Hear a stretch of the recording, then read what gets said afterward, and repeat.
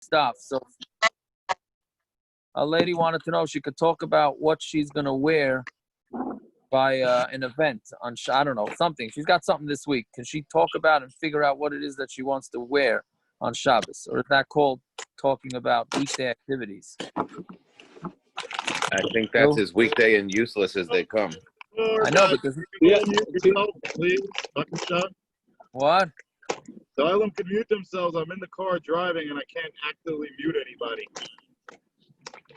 So if you're not talking, please mute yourself. Thank you. Yeah, but the thing is, there's no malacha. There's no malacha involved, Jesse. Unless she's going to take the clothing out and start setting it up on her bed. Oh, that's something else. And choosing what she's going to wear, then borer, I would think. Or Jacob, you're taking away all the women. What could be more theoretical than women talking about clothing? That's true too. That is a good point too. Jesse has a good point, Jesse. They can change their mind 1,000 times. What are you saying? Women talking about their chasanas, their gowns.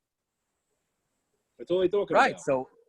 So it's not a problem, because even though it's discussing it for the weekday, there's no malach involved, right? We learned a couple of days ago. If there's no malach involved. Their earrings? What about the fine schmeckers talking about which scotch they like? Oh, Shine, you got to do that, huh? Yeah, you started it. Well, scotch is muksa. Everyone knows that. That's the Kavod Shabbos Kaidish. What about talking what type of herring you like? I don't eat herring. I haven't had herring in 5 years, even if you remember, right? You know what I mean.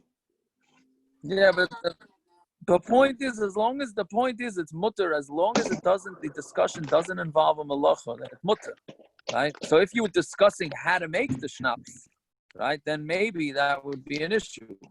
But just discuss eating it, right? If you're discussing that you have to make a gown and sew it and do this and do that, that would be awesome. But if you're just talking about which clothing you're matching to which, so what's the problem? I think. Yaakov, excuse me, Aaron brought up an interesting thing. And somebody said about, is this boira by food? Yeah, so if you're sitting at a kiddush and you say, pass me the schnapps, and you say, no, not that one, the other bottle. Well, pass me no, not the schmaltz herring, the pickled herring. Is that boira? Could be. It could be. It depends if you don't do it right. Rabbi, why can't you be absent tonight? It would have to be a tarubas. It would have to be a tarubas, but the poskim say that if you have a mixture of a bunch of bottles together, and right, then that's they're mamish together in the same place. So Yaakov, you're missing what Rabbi is saying. He basically just wants kiddush to have bourbon and not scotch. That's what he's trying to get to. What happens if you pick up the wrong one and you say, put that one down and pass me the other one? Exactly. And Hanami, right. Exactly. So if they're all if they're all on a table, they put all the drinks piled up next to each other. That's l'chayra mixture.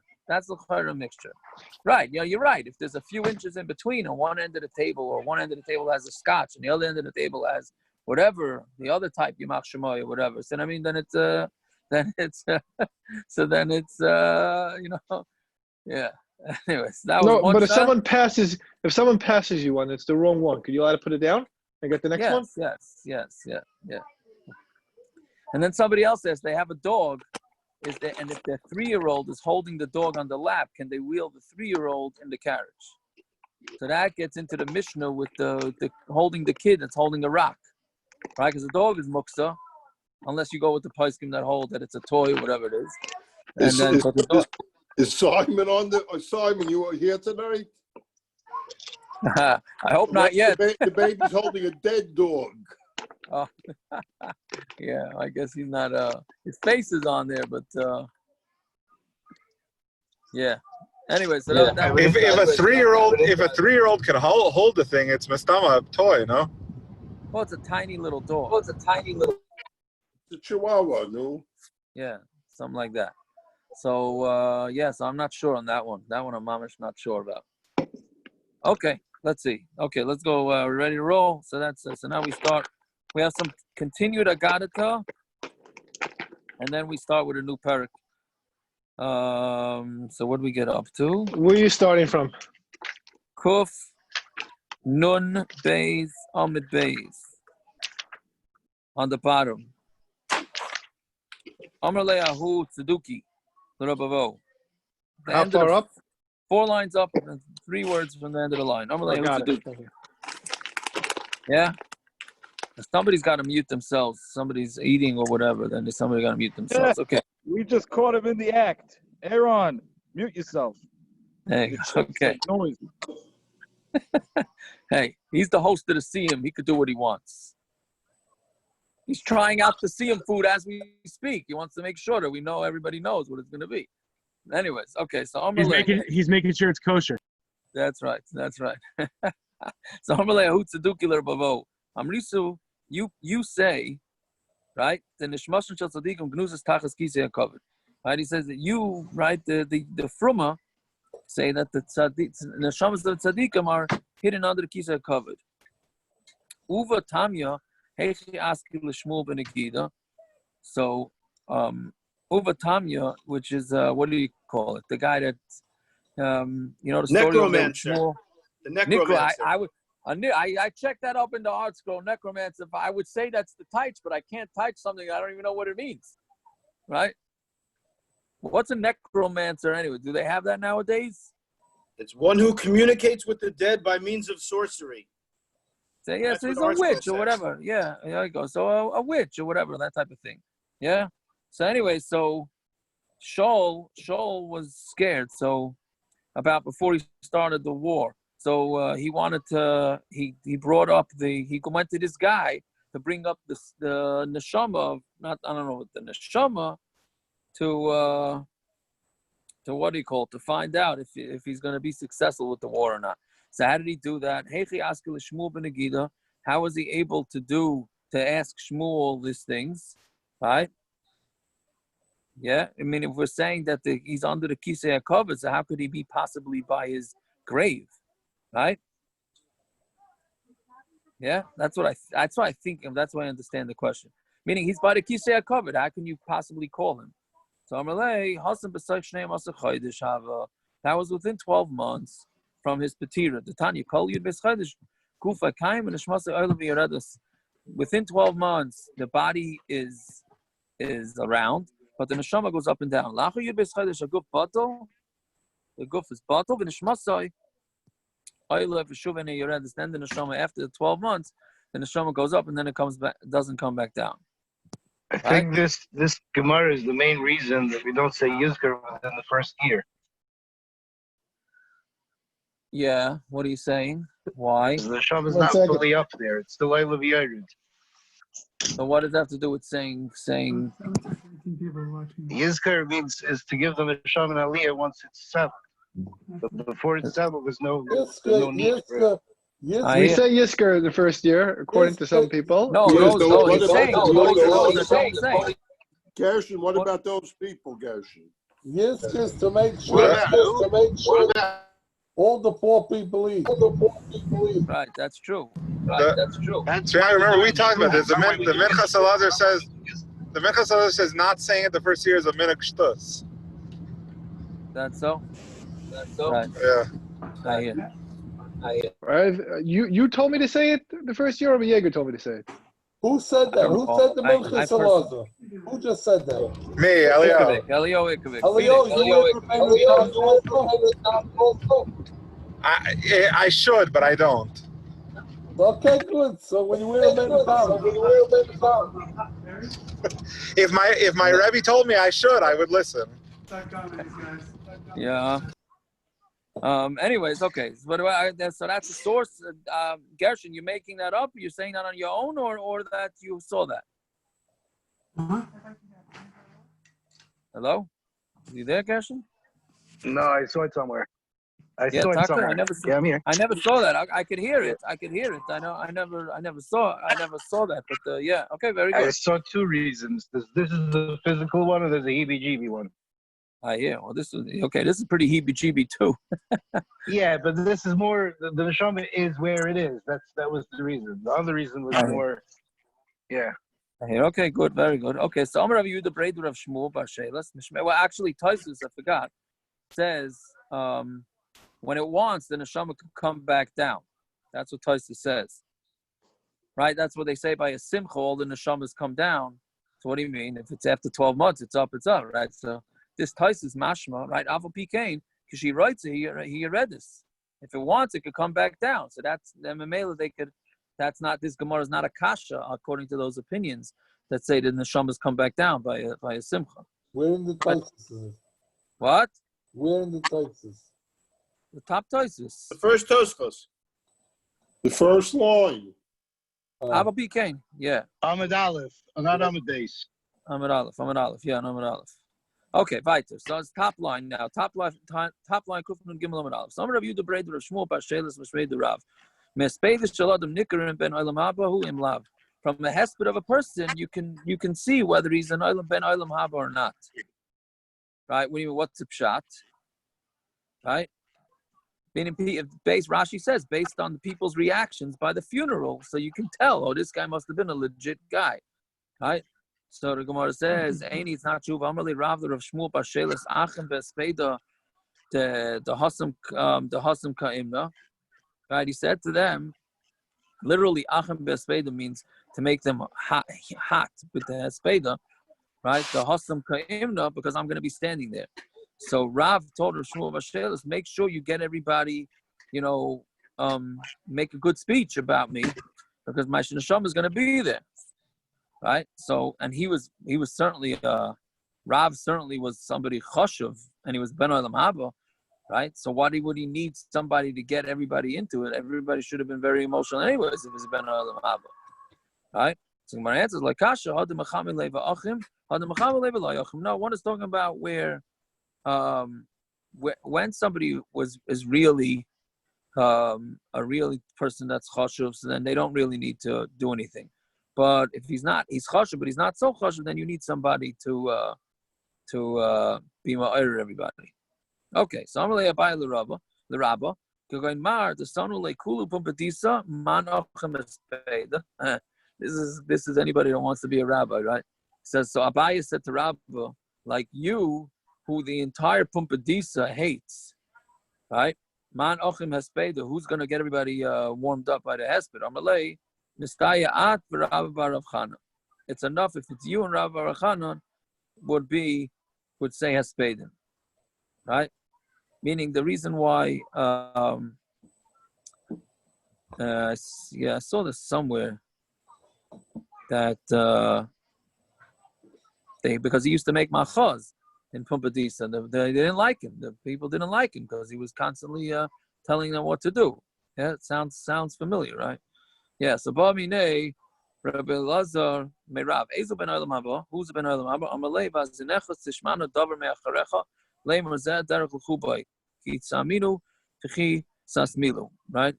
So it says in the pasuk, right? Vaznecha tishmanu davar me'acharecha leimer. Excuse me. So your ears are going to hear something from behind saying "Zer derech l'chubai." This is the way to go. Whether it's to the left or the right. Meaning, when people by the Levaya saying, "Oh, there was a good person," so then therefore then you know that's a ben Olam Habah. Whoever the das of his rebbeim, right? God pleased with him, so then clearly he's a ben Olam Habah, right?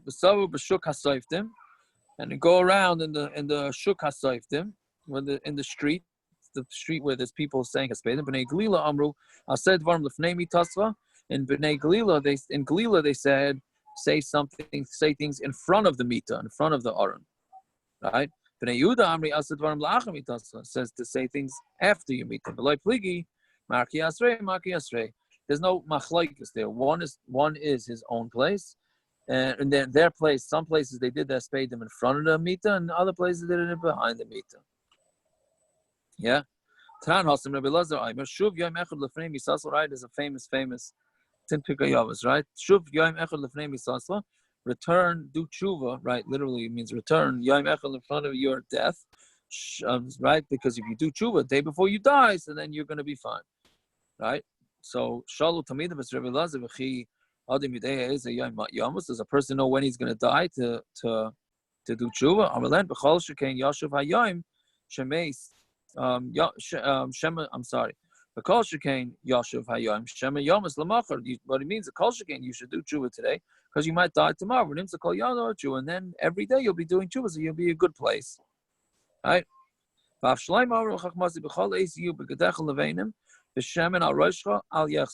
Every day your begadim should be white, and you should never be without oil on your head. Right, a similar mashal to what we had yesterday. It's a mashal to a king that invites his avada l'suda to a suda, but he didn't tell them when. He just told them, I'm going to be inviting you.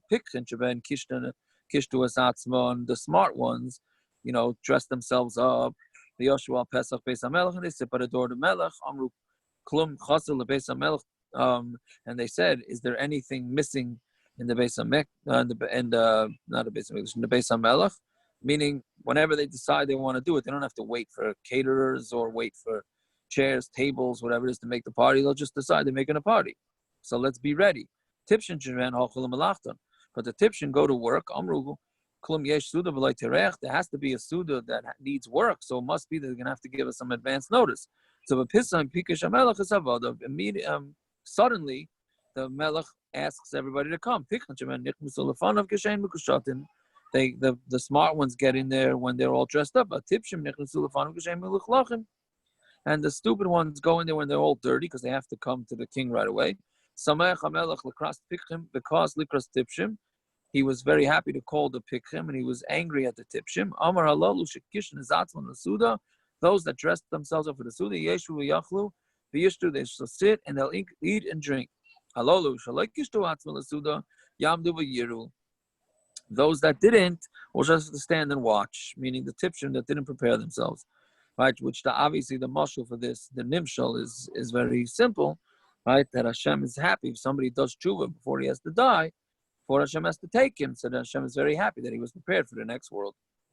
Fine.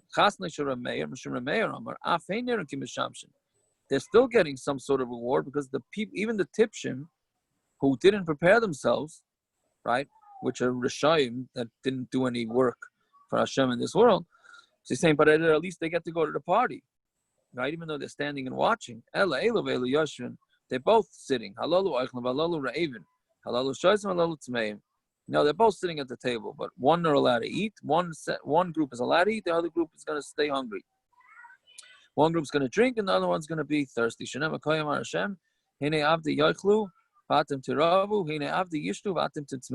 Right? So some are going to drink, and some are going to be eat and drink, and some are going to be hungry and thirsty. My avodim are going to sing because they're so happy, and you're going to cry out from pain. That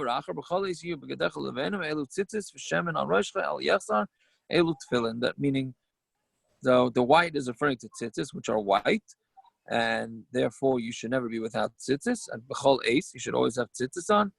And oil on your head is talking about tefillin, which means that also you should have tefillin on.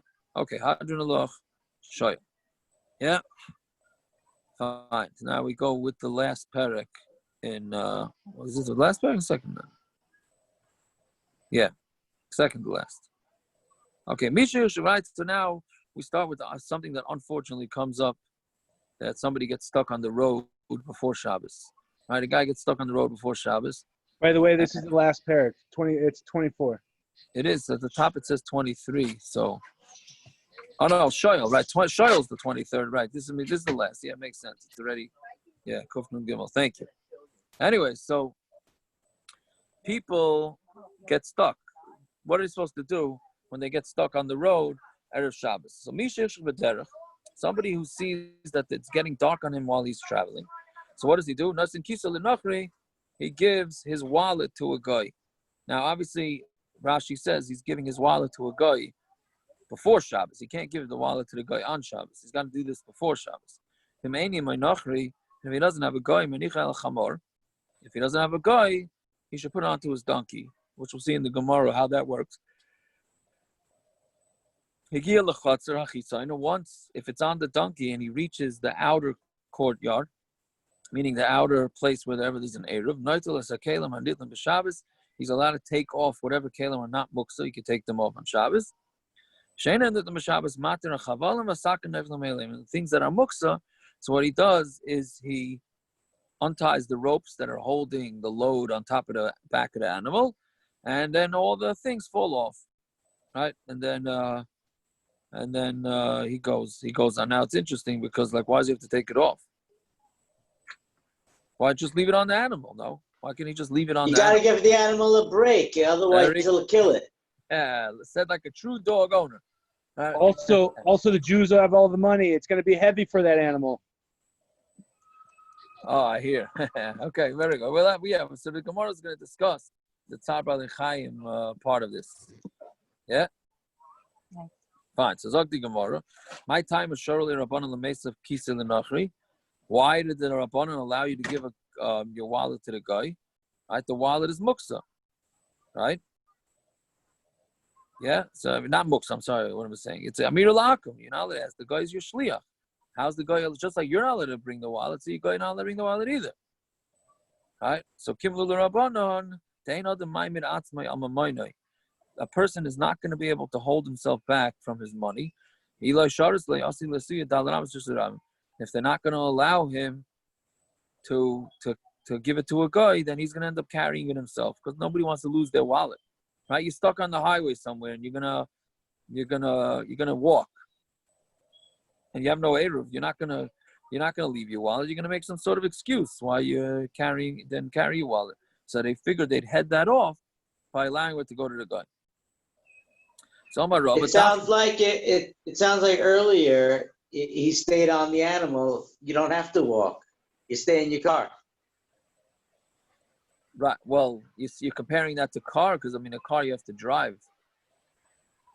Yeah, but you're driving your donkey. You obviously can't, right, with your wallet. So very good. So we're gonna see on Amud Beis what the story is because that's a malacha too. You're not allowed to drive your donkey. I feel like, by the way, that this is one of those loopholes which we already discussed before, where we had about Amir la'akum, right? Where you can't tell someone to do something. But because the Jew can't hold himself back, it's okay here in this situation. It doesn't. Why wouldn't it be Amir la'akum? Because the Chacham are recognizing human nature. You think it's a loophole, it's something bad. It's not bad. They're trying to see how people behave. It's not a loophole. I'm not arguing that. But we already discussed that when it comes to fire, right? We have the halacha. You can't ask someone to put out the fire on Shabbos, but you're doing the same thing essentially where, oh my gosh, my property is going to be destroyed, lost, stolen, whatever it is. And all of a sudden, well, in the case of money, we're allowed to carry or ask a guy to do it. And in the case of losing your house, you're not allowed to. So where's the difference between the two? No, in Ochanami, but yeah, we had this before. So it's telling you to be in fungibles. You should be in fungibles. You shouldn't be in a house. You should have diamonds in your wallet. It's easier. No, I'm saying, but there were places also with saving the stuff from a fire, right? We were afraid that you're gonna end up putting out if we don't let you save things, you're gonna end up putting out the fire on the house, right? So for some reason, psychologically, sometimes the Chachamim felt that you would have to allow it, Simon. Your question's better than the answer, but that's basically what it is, right? Yeah. Essentially, by the fire, we did the exact opposite. Well, it's the opposite, but Lamaisa. Why are you saying it's the exact opposite? We didn't allow you to save any. What was it? Not bread. We didn't let you save more than 3 sudas. No, but besides that, it was something you're not allowed to take out at all because if we let you do anything, you're going to put out the fire. Right. So that was one of the shitas. Correct. Yeah.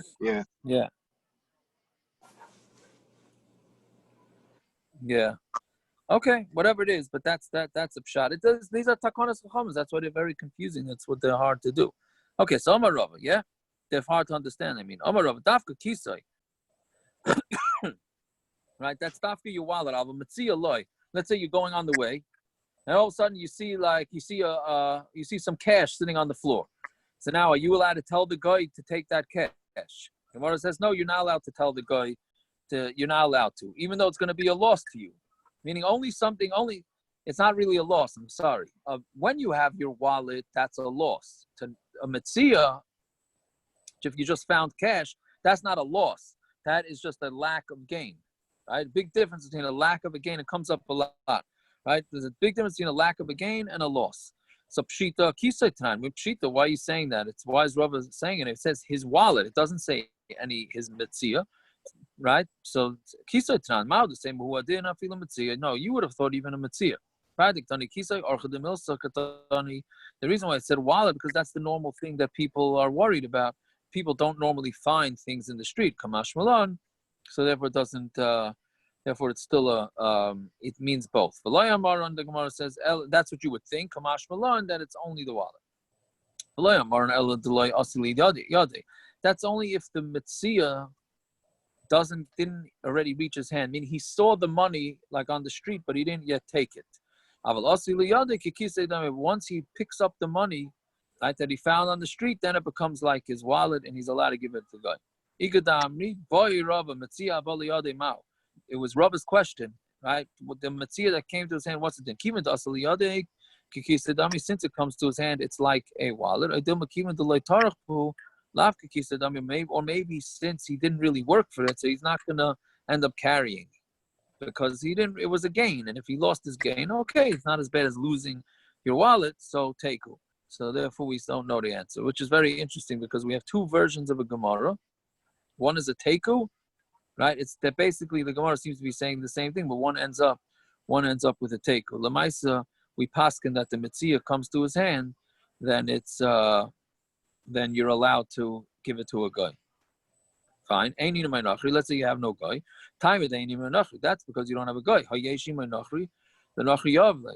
But if you have a guy and you have your animal, better to give it to a guy than your animal, right? Better to put your wallet and give your wallet to a guy than to put your wallet on an animal. My time, what's the reason? You are commanded to make sure your chamor rests on Shabbos. And a nachri, you're not mechuyev to make sure he keeps Shabbos. What do you have to do with the guy? Right? But your chamor, you have to. So then the Gemara asks an interesting set of questions. Chamor v'cheresh shotah v'katan. Let's say you have a choice to put it on a chamor, or a blind, deaf person, or a shotah or a katan. Which one of those four are you giving it to? So a chamor monachle, right? You put it on the chamor. Chamor goes first. The cheresh shotah v'katan lo yavle. You don't give it to the cheresh shotah v'katan. My timer, hani adam, hi lav adam, because cheresh shotah v'katan, even though they're impaired, but they're people, and an animal's not a person. Cheresh shotah v'katan. Let's say you have the choice between a cheresh shotah and a katan. There's no choice of a guy. There's no choice of an animal. You have cheresh shotah and a katan. Cheresh v'shotah. I'm sorry, I messed. I read it wrong. Cheresh v'shotah. If you have a cheresh and a shotah, you give it to the shotah. Shotah v'katan, you give it to the shotah. Yeah. So the shotah always wins out. So yibaylu cheresh v'katan. What about a cheresh and a katan? Right. I'll leave it to Rebbe Elazar. According to Rebbe Elazar, it's not even a question. The Tanya Rebbe Yitzchak coming from Rebbe Elazar. The Rebbe Yitzchak said, name Rebbe Elazar, Trumas cheresh. Let's say a cheresh is the one that separated the truma. Right? So loit seitze lechulin, it does not go out to chulin. Neshu safik. Meaning we don't know if a cheresh separated truma. Is that did he do it properly? Did he not do it properly? So what's the story with it? Is it truma, or do we just say, nah, it's nothing? So Rebbe Eliezer holds that it's something. It's a suffix, but it's something. Therefore, you can't use it. So therefore, obviously, he holds that a cheresh has some sort of das. His question is according to Rabbanon. There are 5 that should not give truma. And if they do give truma, their truma is not a truma. Somebody goes and takes truma from him, something that doesn't belong to him. And a guy that gives truma for Yisrael, even with his permission, right? Ain't truma say truma. The truma is not a truma. So according to the Rabbanon, who clearly hold that a cheresh separates truma, it's nothing. So what's it then? The cheresh yavle, the katan asi l'chlal das. Should you give it to the cheresh because the katan will eventually become bar mitzvah, and then he'll have das. Or maybe no, give it to the katan, because the cheresh is going to come to get mixed up with the gadol. I'm sorry, I read the previous line wrong. Do you give it to the cheresh to katan asi lechlal das? Because meaning the katan will eventually have das. Right now he doesn't have das, right? But the cheresh who will never have it, so he is what he is, and then you should give it to him. Or maybe no, give it to the katan. The cheresh asi lechlufi begadol bikeach, because the cheresh is gonna. If you're gonna give it to the cheresh, you're gonna say, oh, he's an adult, and then you're gonna end up giving it to a different adult, to somebody who's not a cheresh, and he's gonna be mechal Shabbos. Fine. So ikadami the cheresh yavle, ikadami the katan yavle. There are those that say you give it to the cheresh, and there are those that say you give it to the katan. Right. So why does being a cheresh, according to Art Scroll, it's a deaf mute? So why would a cheresh be? Why should it be parted from? Why is he considered not to have das? Yeah, because it doesn't affect their mind in that sense. They could see, they could learn. Simon, it's very different now than it was 1,500 years ago. Isn't a blind person totally different? No, but this is a deaf mute, someone who can't speak and someone who can't hear. I'm not talking about a blind person. And 1,600 years ago, they had the same issues as we have today, plus some other ones we don't. He writes here, a deaf mute is someone is deemed to lack a lucid understanding and is not legally competent. So there must be some other component to it then. Well, how is he, if he's deaf and he's mute, how is he supposed to learn anything or know anything? You can read. What? Oh. Can you read? First, you have to learn how to read. You know, deaf mutes knew how to read back in the day, right? Before they learned sign language and stuff. There are books and people did know how to read. Not 1,600 years ago. Oh, really? Okay. Really? Oh, really? Yeah, really. Aaron was there. Don't argue. He was there. Shlomo Zalman said, Shlomo Zalman Oibach, I believe that Sal said today, it's different that since we've proven some of these people are educable, that we relate to them differently. Well, nowadays. Yeah, Right. nowadays this whole thing changes a little bit. That's what I'm saying, because maybe it's that they didn't have the understanding of what a deaf mute was. Maybe that's what it was then. Which is a fine acceptable answer. No, you can't say that they didn't understand. Maybe it was a different type of deaf mute than we have now.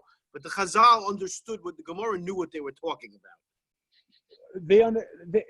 I'm not saying they had certain understandings. It doesn't mean it doesn't have to be a full understanding. It doesn't have to be a stira against it. No one's saying that they were stupid people. They're saying that they didn't have the understanding meant that they didn't have the science behind it. They didn't have the study behind it. They didn't have it. It's not a chutzpah to say that they didn't understand something. They themselves have said we don't understand certain things. Right? No, enough. So really, the truth is that it changed, but But that's taka true. What about a blind person? Why is a blind person not like that? Can't a blind person learn? A blind person can learn. There's that guy Lavi Greenbaum or something like that. Right, Lavi Greenspan. Yeah. He's a Talmud Chacham. But he went blind. He wasn't always blind. Okay, but again, parents, you could still listen to shiurim all day and become very educated. Yeah, you can listen. People can learn with you. All sorts of things. I hope so, Tiago, because most of the daf I'm listening. You're the opposite. You got double vision. Wasn't there a Kana that was blind? Yes. Rabbi Yaisi was blind, but I don't know if he was always blind or he developed it. I'm not sure. Maybe they couldn't communicate what they knew. Maybe that's what it was, and so there, that lack of communication. Yeah, that could be right. No, that could be right. That could be too. Okay. Yeah. Very good. Okay. Let's see weiter. So so the Gemara again doesn't pass. It's interesting. The Gemara doesn't say teku here. The Gemara says ikad amri, you give it to the cheresh. There's one opinion, you give it to the cheresh. There's one opinion, you give it to the katan. Doesn't pass. right? Of course, I looked it up in Shulchan Aruch this morning, and I have no recollection of what Shulchan Aruch paskins. He writes here, since the Gemara does not reach a definitive ruling on this issue, the halachos that he may choose to have either the minor or the deaf mute transport his purse. From the Does he Shulchan bring Aruch. the Shulchan Aruch? Okay, I guess maybe that's why I don't remember it, because the Shulchan Aruch said both. But yeah, okay, I'm sorry, my memory don't last sometimes too long. Okay, fine. Right? If none of them, then what do you do? Now this is a major Gemara here. I know I say that a lot, but this is. I say that a lot too. Okay, so there's no nachri, and you don't have anything. So now what? So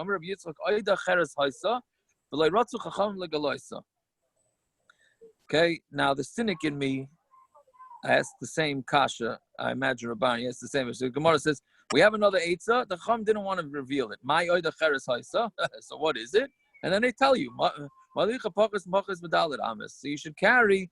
You walk less than 4 amos, and you stop, and then you again 4 amos, and you stop, and then you're okay. Okay, I don't understand. The Gemara just said don't reveal it, and now right then we reveal it a line later, right? So does that mean you do the graduation march pretty much? Yeah. Step together, or the social distancing march, whichever way you want to call it, right? You stop before you hit the next guy. Yeah, that's what you would do. So why did the Chacham not want to reveal it? Because there's not going to be a cover for Hashem, right? If you keep things hidden, right, it's going to be covered to Hashem, right? But if it's things for a king, then you should look into it, right? And meaning that it's ended up being a bezayin because people are not. Can you imagine telling people to carry it less than Dalit Amos, and then they end up going a little further than Dalit Amos, and then it becomes a whole game, and it becomes a design. Could this be the same situation as they had about Muksa, where they ushered everything, and then at an earlier date and a later date, once they saw people were keeping and whatever as well? I hear, that's a good point. Maybe Taka, they wanted to usher, and then they saw maybe that Klal Yisrael was capable of doing it, so then they allowed it. I hear, maybe, but you don't hear of anybody doing this. Pachas midal. I don't think I never heard of anybody really doing this, right? Oh, so my covered alikim iko. What's the covered alikim? So the more answers dilmasi lasuya dalet amos v'shus haram, because he might end up carrying it dalet amos v'shus haram. And putting it to a guy is not a problem, or on a chamar. We're not worried about kvar alikim. No, because see, if you're talking about Rishus Haram deraisa, right? So there's a big chance that, at least the Chacham thought that there's a big chance that you're going to end up carrying it more than Dalet Amos, which can may bring you. What about Shlisis Bamte? That's not a. We're not holding by the behemoth now. Now we're just talking about the person doing it. Shlisis Bamte will be on the bottom of the Amud. Are we talking about a Rishus Harabim, or are we talking about? Yeah. Oh, very good. This is we're very good. Very good. We're talking about Mamash Rishus Harabim. Yes, the Shulchan Aruch and the Mishna, this much at least I remember, discusses like, okay, maybe you could do the pachas in Shulchan Aruch said. I mean, the Mishna says most places is not a Rishus Harabim, so therefore the pachas is a lot more meku, because even if you carry more than Dalet Amos, you're not going to be over on an Issa Daraisa. Right, so it does say that.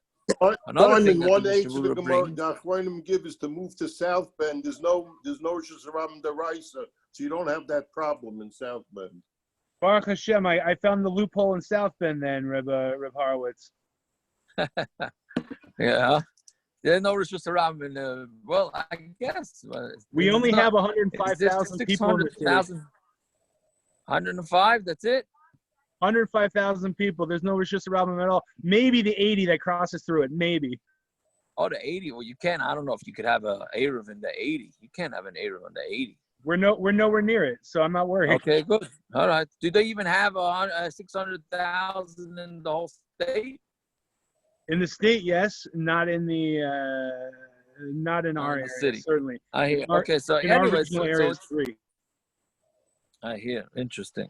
So So anyway, so the Mishnah does point out that it would be a lot more lenient nowadays if you don't have Rosh Hashanah. Another thing he points out, which I found to be very maybe confusing, is that if you need to carry as a one-time thing within 4 Amos, that you're allowed to do no problem. Meaning, let's say you have a chair, you're sitting outside your house, you have no Eruv, and you want to move the chair over, right? I had this a lot with I don't use the Eruv, right? And we're davening outside, so I want to move my siddur over, right? So I had my kids bring the siddur. So you bring the siddur and you put it there. But now all of a sudden I want to move the siddur. You don't use the Eruv. So what I'm going to do? So you have Dalet Amos. Oh, but the Gemara here is clearly saying that pachas is not a lechatchila. You really shouldn't do that. But for one time to move it within Dalet Amos, that the Mishnah Berurah says is no problem. Like maybe even the Shulchan Aruch says it's no problem. Another thing that it brings in Shulchan Aruch is that this is all assuming a guy got stuck on the road. But if a guy leaves, is a pesheya, and he left too late for Shabbos, then the Shulchan Aruch is not so clear that they would allow you to do any of this shtick because you're considered totally irresponsible by leaving that late. It doesn't say a shear or what leaving late is, but that's what it says. Okay. Anyways, then so Tanya, Rebbe Elazar Aimer, this is a classic, or at least according to Rashi, a classic machlokes whether we're happy with the chumrah or not. Yeah, Simon, this is for you. So Tanya, Rebbe Elazar Aimer, Baby and Gochu saw that day they piled up a saw, right? Meaning that the way Rashi understands and Taisus disagrees. Yeah, I mean this was one of the Yud Ches gezeiros, and that day they added on so many gezeiros, right? Like a heaping teaspoon. That's how many gezeiros they did. That day, by making the way Rashi understands it, that by that day when they made so many gezeiros that people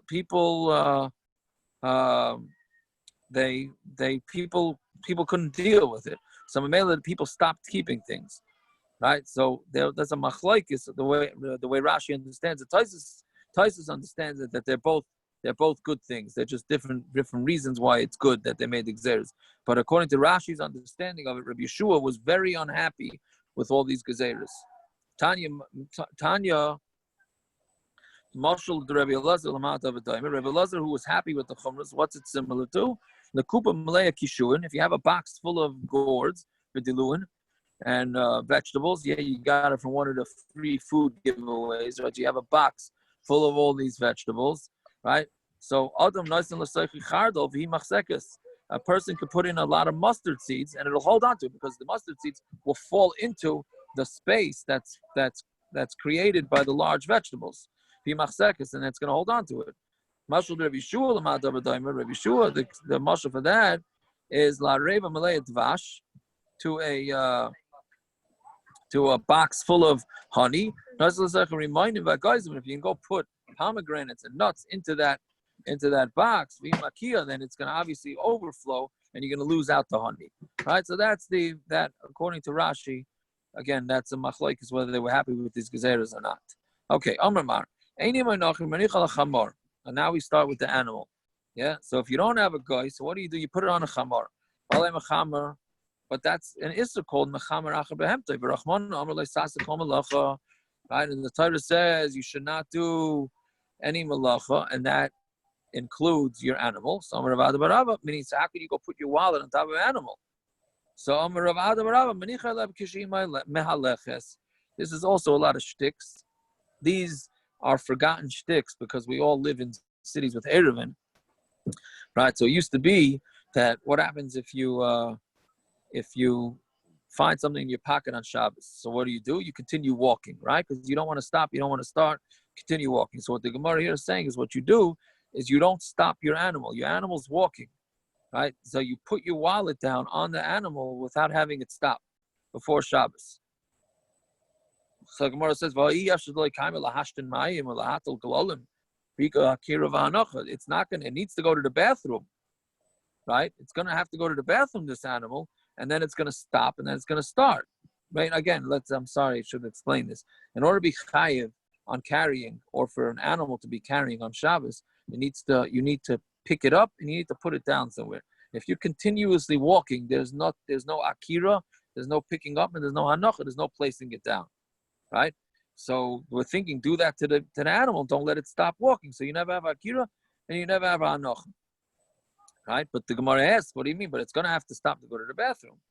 So Gemara answers, I don't know exactly how you choreograph this whole thing, but kashima alechas manichayla, while it's walking, you put it down. Kashi aimedas nightly amena, and then if you see that it's going to stop, so what you do is you grab it off before he starts walking, right? Meaning you grab it off.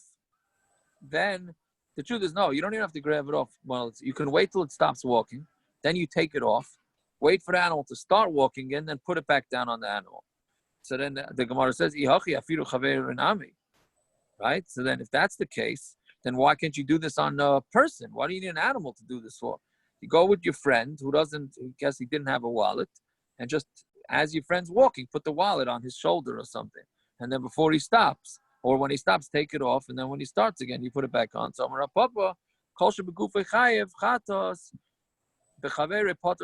anything that if you yourself are chayiv chatos, then giving it to your friend is going to be poter aval aser, right? But kol shechavere poter aval aser. But if for your chavere it's poter aval aser, right? Meaning if you do it shnayim shasu, right? Mechamoyrei muter lechatchila. So to do your chamor is muter lechatchila. So that's why we would allow you to do this for the chamor. So this is a bad version of a famous the Maisa with the Zvilla Rebbe. You know the Maisa with the Zvilla Rebbe? Him and another Yid. Shabbos, Yimach Shimon, the Gestapo said they're going to let them free if they sign the papers. And they sign their name on the paper, they'll let them out. So the Rebbe said, I can't sign. It's Shabbos. I'm not signing. So this Yimach Shema was flabbergasted. I'm telling you, you could leave, sign your name. So the Rebbe said, I'll sign his paper. I won't sign my paper. For Bekuach Nefesh, for him, I'll sign his paper. I won't sign my paper. Wow, very interesting. Wow. Are we not worried, by the way, that if this is in a Rosh Hashanah, even picking something, we have that for Amos, but it's right. It's muksa, it's money. Does that not factor into this? No, you're right. So I think it's talking about if he does it before Shabbos. No.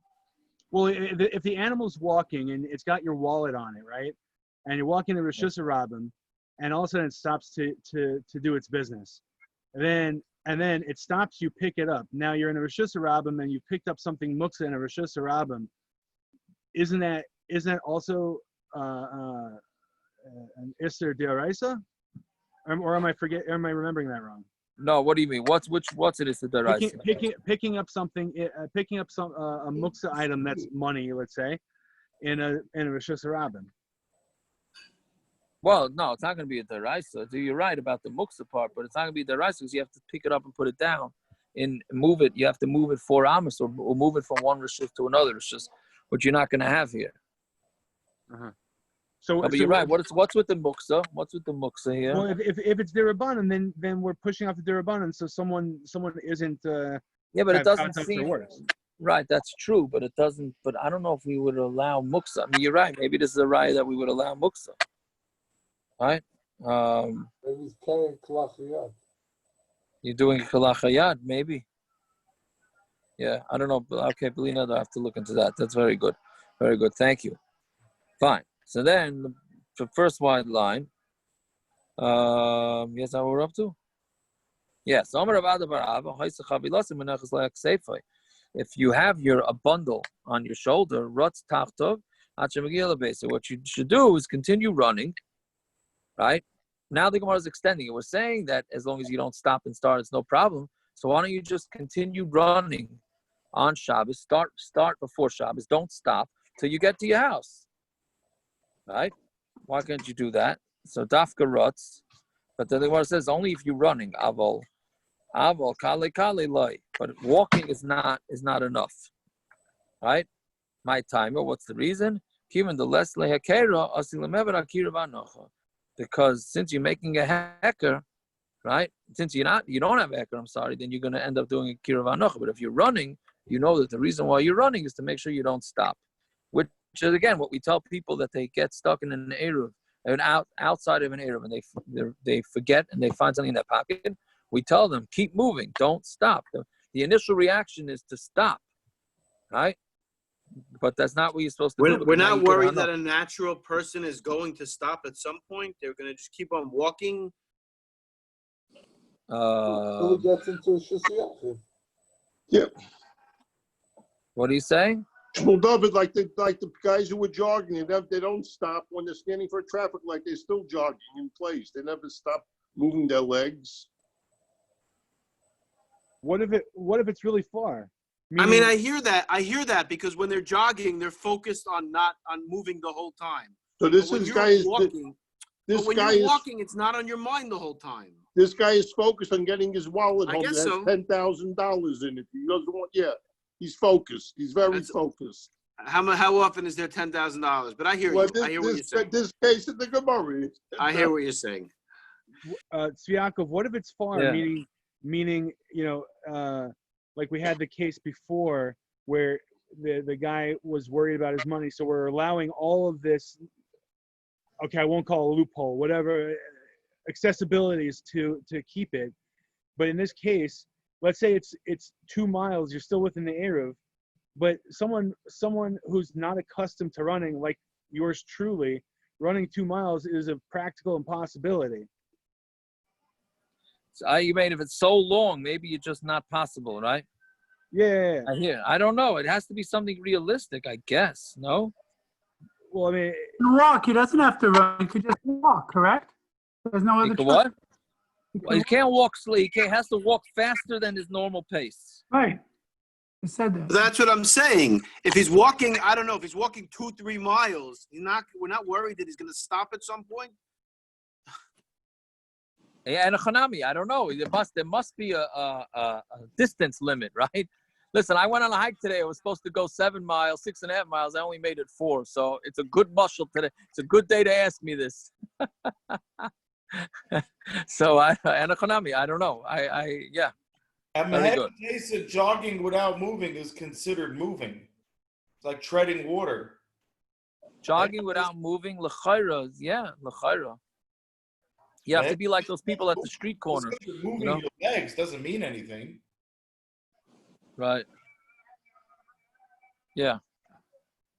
Anyways, okay, let's see Vayta because it's a little late.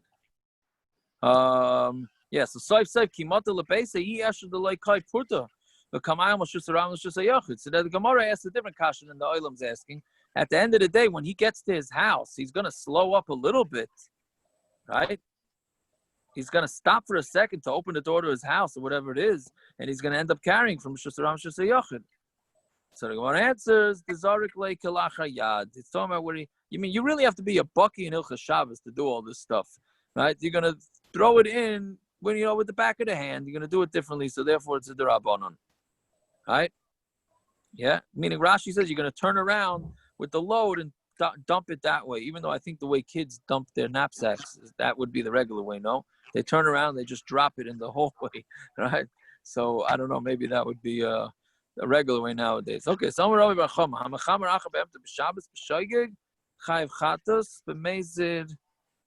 should we stop here? Yeah, let's stop here because it's a new sugya and tomorrow's a shorter daf. So what time tomorrow? I was just going to ask that. What time are we doing tomorrow? What time's early mincha? 6:20 tomorrow. 6:20. 6:20? Wow. Quarter to 6. Yeah, let's do a 5:45. A relatively short daf. You guys just make Shabbos right after mincha already. I don't know what you're waiting for. Yossi, if you make a dedication, we'll do it. So a quarter to 6. 5:45, yes. 5:45. Fine. All right. Right. All right. Have a good night, fellas. I have a Thank quick you. Have a good question, night. Rabbi. Yeah, Perek, go can you ahead. dive any mincha tomorrow? Jesse's still here? Hello? Oh, yeah. All right. Oh, I'm Nothing to do with the Somebody wanted to ask something? No. Hello, Tiago. Yeah, I'm here. Yeah. Go ahead. Can you hear me? Yeah, I'm here. Oh yeah, my wife. Good question. So, if the baby spits up dairy formula, is spit dairy? Is what? If baby spits up a dairy formula, You're is blanking that out. said spit You're blanking a out. child? Huh? You're blanking out. I'm only hearing every other thing you say. Oh. Yaakov, he's asking if the baby spits up dairy formula in the sink, is the sink dairy? Is that what you're asking? Is that what you're That's asking? it's not that hot. I have a good signal. You there? Aaron Kaplan, you hear me? I hear you. I just I said hear over you your now. dialogue. I hear you. We hear you. It's just schwach. It's very schwach. Hold on one second. Take off your Gershis. I meant your Bluetooth. Hello? Yeah. Go ahead. Okay, you hear me now? Yes, we hear you now, Mr. Verizon. All right, very quickly.